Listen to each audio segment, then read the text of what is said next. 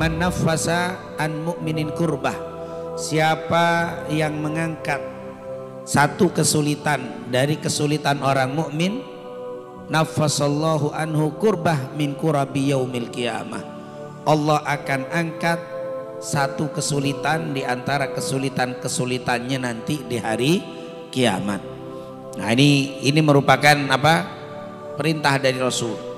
Siapa yang mengangkat kesulitan satu saja dari kesulitan orang mukmin, Allah angkat satu kesulitannya dari kesulitan-kesulitan akhirat. Nah, ini merupakan nasihat dari Rasul sallallahu alaihi wasallam. Ini berlaku untuk kita di luar dan juga untuk di santri. Siapa yang mau diangkat kesulitannya sama Allah, maka angkat kesulitan saudara-saudara kita. Ini merupakan jalan supaya kita dapat kemudahan di dunia dan kemudahan di akhirat.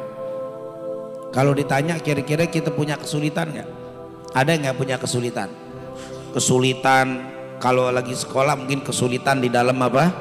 Belajar, kesulitan ngapal, kesulitan memahami pelajaran. Sebenarnya mudah. Nanti Allah akan bantu kesulitan kita dengan syarat angkat kesulitan saudara kita. Jadi kalau kita udah ngerti, usahain.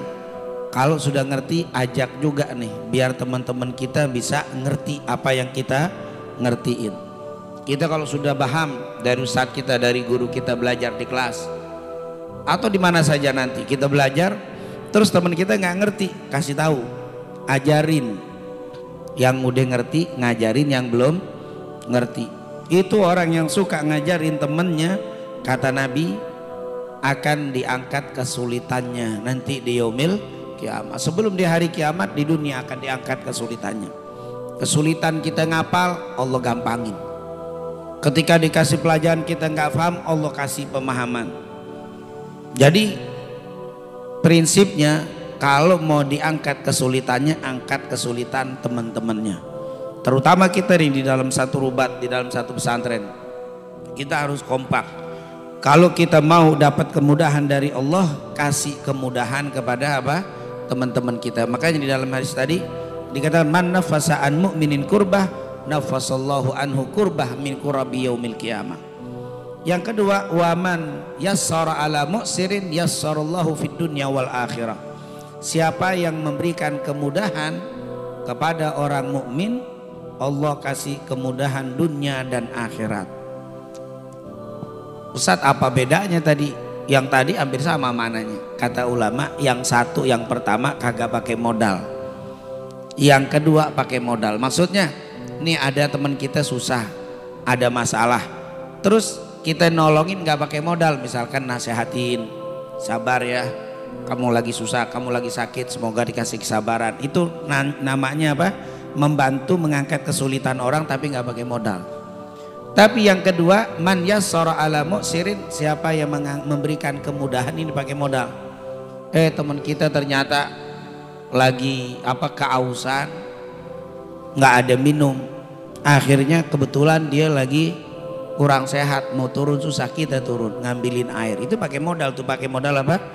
Tenaga. Kalau yang pertama cuma nasehatin, sabar supaya kamu nanti dapat pahala, itu membantu. Tapi bantunya nggak pakai modal. Tapi yang kedua ini pakai apa? Modal.